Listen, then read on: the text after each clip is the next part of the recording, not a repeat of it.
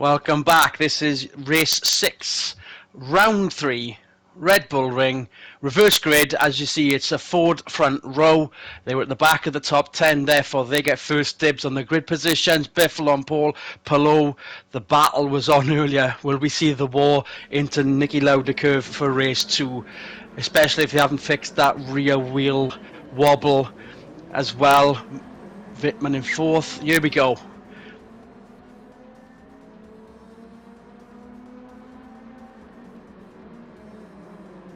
Once again, you'd say it was clean. I can't see anyone sort of altering from that plot on the exit of Niki Lauda curve. Here's Wittmann still in 4th, but Thompson has already got ahead before the braking area for Remus.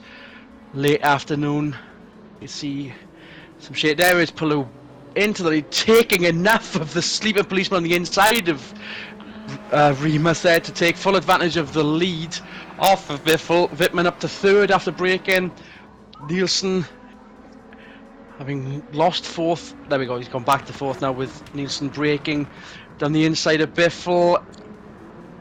Schlossgold in the sunset.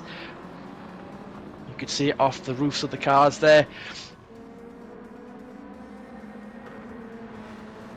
Into Rauch. Let's see if that wobble. Didn't really see it there. You saw the Honda with a slow exit. Thompson had a slow exit there. He might have had a wobble on. Here's Wirtz, first of the Volkswagens after the reverse grid, looking to capitalise on one of Kamish's mistakes there. But there's Aiello, the race winner, already ahead of his teammate after the first couple of turns, and he's down the inside of Wirtz as well. Oh, bumping and boring as per usual.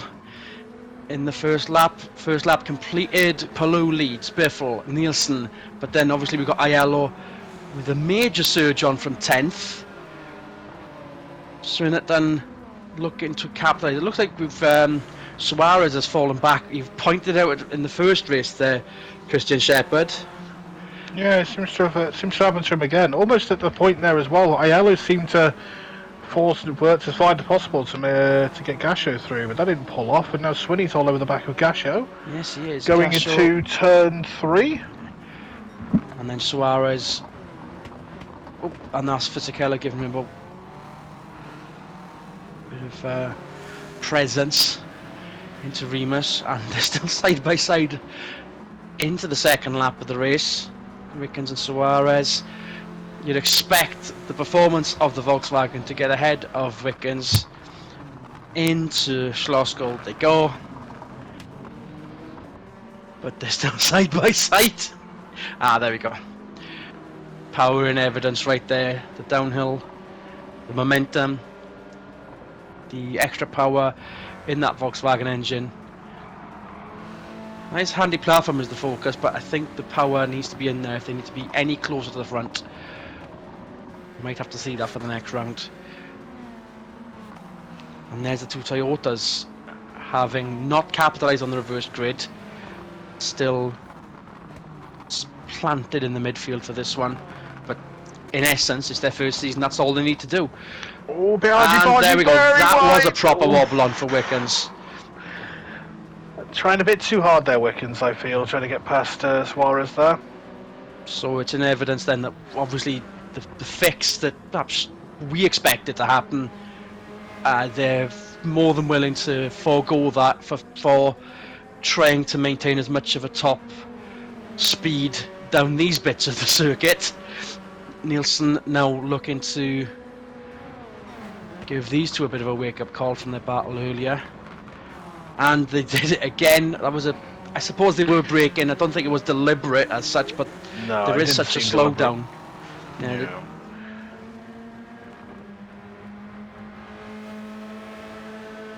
It's nice to see a customer Ford this far up the grid. I understand that it was a reverse grid, but definitely seems to be still doing very well. Certainly is. The satellite teams have been given all the support from the Ford outfit, and I don't think there's any. I mean, it's still early on in the season that no messages, shall we say, would be sent to the 3M team to hang fire don't do anything silly in front of the blue boys. And you can see Camish in 6th, kind of where he was for race 1 really. Even if it is a reverse grid, the 2 Renaults there are going to be in his wing mirrors, even if they are going to be 2 small white or yellow dots going into Rindt curve there. You could see the wobble in evidence there, even if it did look neater than, well, at least neater than Biffle. Wickens is earlier. Swinnerton, slight glimpse of Swinnerton in 9th, behind the 2 Renaults. There he is again, and then Suarez behind him. Just we did miss it, but Whitman has dropped behind Thompson now. It's now down into 5th place. As we did mention in race 1, it does seem to be a front-wheel drive playground. So Whitman, to be fair, absolutely outshining his the rest of his drivetrain at the moment. Oh, very late brakes. And it looks like Wittmann had to suffer for that. Slower on the exit of Remus, but... I'm not so sure. He's pulled away from the Ford. She certainly has. Here's Thompson. There's Wittmann in a green Alpha. Or Swinnerton, I should say. Surprised he didn't try to go for a move there. Likely just biding his time. Bear in mind that Swinnerton is the team boss. It's very rare to see that in modern touring car racing. So all power to him for doing that, and obviously the results he got in earlier. Well, even if that spin dropped him further back, it obviously hasn't affected him. Didn't affect the team either. Obviously, high level of morale trying to fix the car as he's wide through Rindt there, and there's a wobble on. Yeah. That's a rare sight indeed from one of the Renaults. As Swinnerton is round the outside, that would have been spectacular. Obviously, don't want to discredit that too much. Sorry for no, but that's drawn Wirtz back into it as well. Yeah. Wirtz are the current champion at the moment. Wirtz and Suarez finding it difficult in the reverse grid to actually get further up the front, and in fact they're kind of where they were. It's just not that Swinnerton has managed to take full advantage of the start that he had to hold these guys up as much as possible. Good for the championship, I suppose. I think the Renault sort of CEOs will be asking questions of the organisers. Why is he deliberately? Well, obviously it's not deliberate in terms of holding them up, but you know, you get what you're given. Well, there's an argument for if you're on the same lap, then it's your position. Yep, absolutely, your position to go. Absolutely. And there's the swarm. Fisichella getting past Suarez. Suarez really struggling in race 2. So is Wickens, actually, coming to think about it as well, down there in 13th place. It is Suarez's first season in a top line team. Did well last season, and hopefully that's not evidence of him getting too big-headed or too nervous, shall we say, after such a shocker in the first race. Let's hope it's not the same for this particular race, even if he has been held up by the rear-wheel drive Alpha. I would say it's been held up because the rear-wheel drive Alpha did overtake him now for 12th place. Well, for 11th place, sorry, my apologies. So whilst we're looking at this, Palou still leads Biffle in 2nd, Nielsen still 3rd. Going from the map, you'll see there in the top right, they are close together, but it looks like they're too far apart to actually do anything about it just yet. But the timing lad will correct me if I'm wrong very shortly. Nope, that looks like it's very clean and tidy out of Remus curve. Suarez with the power on down the outside of Fisichella, and wow, that was there's Wicked. Absolute. That was. We saw that earlier. Palou did that, and there was Wickens with a fantastic dive bomb. Wonder if the race officials are going to have words with him later about that. Nope. All 4 wheels off. Nearly clean, yeah, nearly clean. You can say yes, it's touring car racing, that's allowed, but there's going to have to be certain limitations there. Like, if the track limits are the Armco barrier, that would have been dangerous.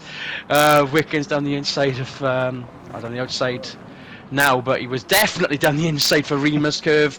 There's Ide now ahead of Fisichella. Fisichella must have been sort of totally caught off guard by the dive bomb from Wickens, that now you've got Butcher behind him, Schneider in the BMW, and I think there's every chance that Wickens may have just been simply told by the team that the much older veteran driver in third place is just outshining him. May have just suddenly decided that was it. He needed to go for it to go up through the places. Fingers out. It looked like a desperate move, let's be honest. If you're going to take all four wheels off the track, at that point in the circuit, nothing could be closer to the truth there. It was desperate, but obviously it was spectacular, which is what we want. It was a very interesting move. And now sorry, I realised that I realised that I said the wrong teammate there. What I meant to say was a driver, in their 50s, a veteran, is there in third place. Well, chasing down their teammate is what I meant to say in all that. Biffle with the barge again. That was more desperate because obviously the move didn't actually occur that time around for Wickens' teammate in second place there. Biffle, Palou still leads, Nielsen still third, and they've got a decent gap now to Thompson. But of course, we are at that point now. It's halfway mark. Are the teams and drivers further behind this leading trio? Are they looking to start mounting a threat? Thompson is the teammate to Nielsen. He's in fourth. Wittmann still in fifth. Kamish still sixth. Ayala and Gasho not showing any threat whatsoever, and that's the other Renault having a bit of a wobble. So they're now behind. Well, Nico Wirtz did get ahead of him at some point. We saw it earlier. We've gone past halfway now. Halfway through lap 7. I'm getting my count. No, it would be the next lap. Yeah, it would be the next lap. They were halfway through. Palou leads Biffle and Nielsen in third. Here's Kamish now looking to fend off the two Renaults that they have slowly caught up to him. He's had a poor run of laps at the moment, a 42.0, 43.1, 42.8.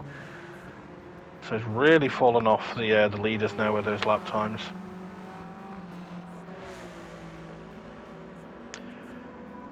And then behind one of the Volkswagen, you can see that crocodile on the track map.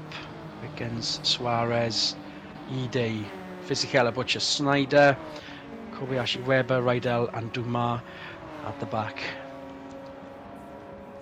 If this is the first time viewing the World Super Touring Championship, you could say it's not BMW's day, but then I would advise you watch the Interlagos races.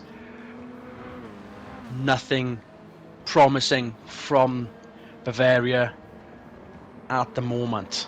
Biffle still in second there. You can see the slight wobble on through Rauch there. Still, I generally don't think that it slows them down. I seem to think that it keeps their speed for some reason. It's not too slow. If we see that again through Rindt, this is where they're coming up to now. We've seen it in race 1. We saw it earlier with the Renault. There it is. It's not too bad. They've got a lot of top line speed to make up for those kind of mistakes. It's just make those mistakes less often. Kamish, there we go, and there's the two Renaults doing it as well. Surprisingly, the Volkswagens, I've not seen them doing that during either of these two races, but it is such a shame that they are down there this time around and not battling for the lead like they were in race 1. Suarez looking to try and get back at Wickens there as well. Going to turn 1, looks like he might pull it off. Suarez side by side with Wickens. Elbows out there. But that Ford's got, look at that Ford top end. Just ends up pulling alongside and away from poor old Suarez there. Yeah, Suarez couldn't do frustrating. Suarez couldn't do what Wickens could do at Rimas, but then of course here's Rimas curve again. Suarez down the inside, but chickened out halfway through the move. That's bizarre.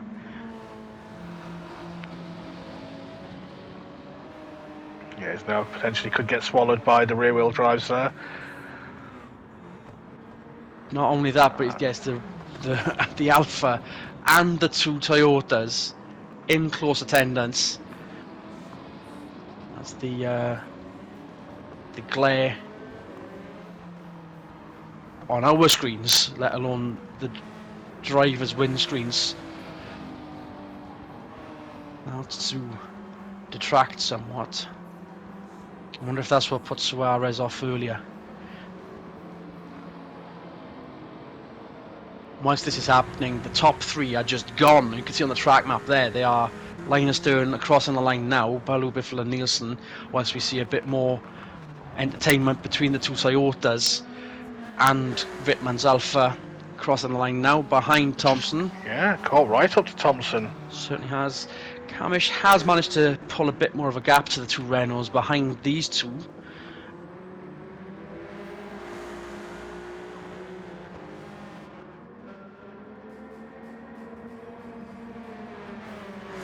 I think with 5.5 laps to go, it's obviously not down to tyre management now. It looks like our podium, unless something really stupid and bizarre happens, which in the grand scheme of things would be very helpful for those behind Thompson and Thompson himself on board with Nielsen. Thompson's teammate, braking area for Schlossgold. Yeah, Biffle just falling a bit off Palou now. Nielsen might be sniffing out a potential second place here. I'm taking a full line for Rauch there. Wittmann again, closer to Thompson and closer to Nielsen. Yeah, closer to Thompson there before. Thompson with a slight wobble on there, but not enough for Wittmann to capitalise. Here's Kamish. And here's Swinnerton trying to get around Wirtz, your previous season champion. And the power for the Mazda. Here we go. Or maybe not. Got a better run, but just the power just seemed to not be there for the Mazda. Obviously, the weight of the car compared to the Scirocco, and the size of the thing in comparison with the Scirocco. They really out drag him to turn one. Doesn't look to be the case. Wirtz goes to defend. And whilst that's happening, the top three braking for Remus.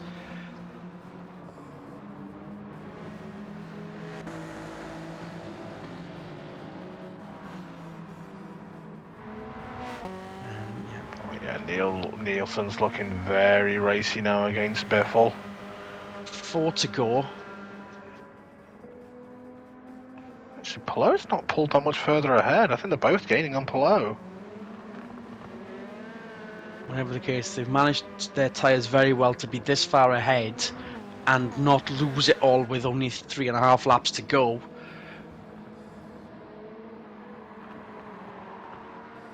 And there's a wobble on for Nielsen there. Even if it wasn't too much of a loss of speed compared to the two in front of him, he's still close. As they go through Wirth, up the hill towards Rindt. Thompson, Wittmann, Kamish, and the two Renaults, Aiello and Gasho. Well, the Renaults really fallen off here, yeah. He certainly has. That hasn't been bad. Swinnerton passed. There we go, that's more like it. But then, of course, will Wirtz have the power for Rindt going into it? No, he doesn't. But then, was that a bit of a love tap? Well, and there's Wirtz's tyres in evidence there that they've done all they can do for this weekend. Gasho, it's hard to tell if that was a wobble on, if Swinnerton had hit him through the apex of Rindt curve there. We'll soon see what happens to Niki Lauda curve. Not as much of a lock-up as we saw in race 1 for Swinnerton. On board, Swinnerton, Gasho in front as they head towards Remus. Swinnerton with a bit of a glimpse in the mirror there towards Wirtz. What's going to happen? Okay. We're assuming that Swinnerton was going to go around the outside of Gasho there, but it looked like Gasho's was smart enough to do that, or Swinnerton was still just trying to keep things sensible, all things considered. That spin in race 1. Wickens in 11th. And there's Biffle with the wobble on as he tries to get past Palou. The timing of that couldn't have been better. Nielsen unfortunately falling off from these two as well now. They are still, I mean, yeah, I suppose he has. It's not too much of a big gap. Nothing has been lost. Not that much has been lost yet. As the two Fords, how many times are we going to say deja vu during this particular weekend through Rint Curve when a Ford Focus goes through it?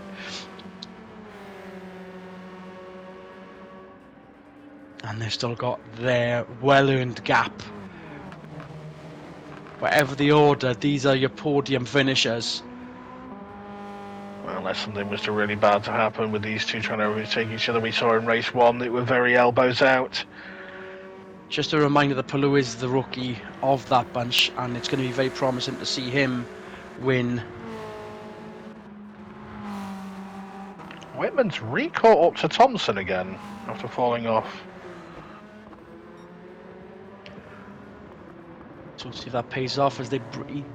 We saw that earlier. The Honda needs to brake a little bit more. Certainly earlier, yeah. Cloud cover starting to appear above the hillsides and the trees around the Red Bull Ring, but not enough to start any particular change in the weather, changing the tyres. Palou and Biffle still close through the two left turns of the infield.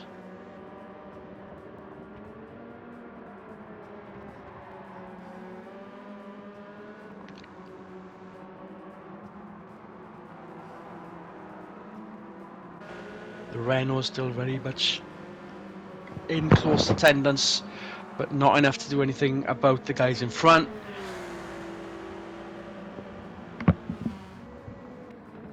And obviously Nielsen's, yeah, you pointed out earlier, I think that would have been that start of a rot in the gap between second and third. Yeah, it does seem to be that the Hondas are definitely losing a bit of grip here, as Whitman has really clambered onto the back of Thompson as well. We'll soon see that with Wittmann. Well, we thought Wittmann would have been closer for the break anyway, for Nicky Lauda curve, but then what's going to happen into Remus off the back of this long straight? Honda still definitely got the power then. Yep, I don't think he's going to be able to get a dive bomb in for the Remus braking area. Camish in 6th in the background. Their lights are much definitely on now as the sun has started to dip behind the trees there. And the clouds. Gasho and Ayala still 7th and 8th. Swinnerton in 9th. Wurtz covering the top 10. Suarez now. Suarez got back, yep. Yeah. He's got back ahead of Wickens.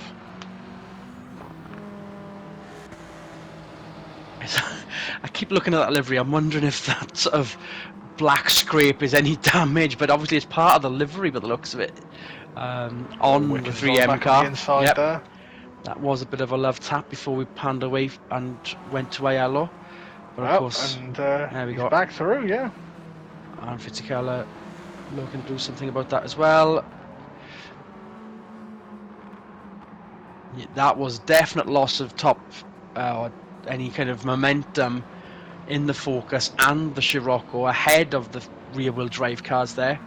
But it is for the minor placings, it is for the 1s and the 2s of the points.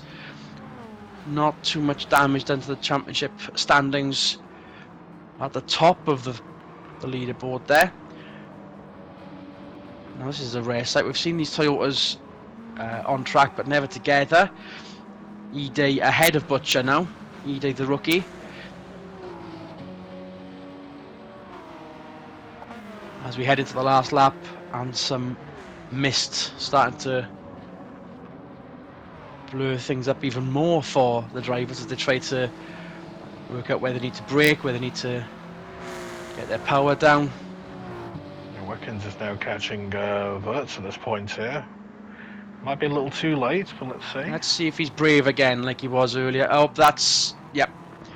Okay, maybe not. I Wirtz thought braked very early into that he corner. certainly as if he did. caught And of him course out. then Wickens, and a much cleaner version of what we saw earlier, getting that 10th place position off Wirtz, but then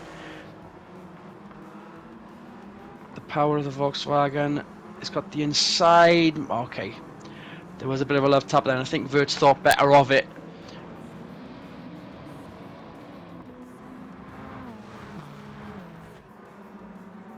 We'll have to find out post-race if they were trying hard or not. Here's Pillow with a fantastic drive, all things considered. Biffle will be slightly disappointed he's not finished first, behind a rookie as well. But what a race for those two. Nielsen, we kind of confirmed it halfway through. We didn't expect it, and now that we're seeing it, Thompson's in fourth and right behind Nielsen and Wittmann as well. So the top three have played their tyres to a T, whereas the rest of the field obviously had to sort of deal with their own battles. Swinnerton's up to 8th, Aiello 9th. Swinnerton will be very happy with that, all things considered, especially after the race 1 spin. The Toyota's just hardly into the point. I think that's only 1 point for ED there, but of course BMW, it's the customer car, but all three of them outside of the points for another weekend, with only 3 weekends in so far. Certainly one to forget for the BMWs and the privateer Civics. And another touring car weekend, another exciting touring car weekend in the bag, and another rookie win. We shall see you for the next one. Good racing, everyone.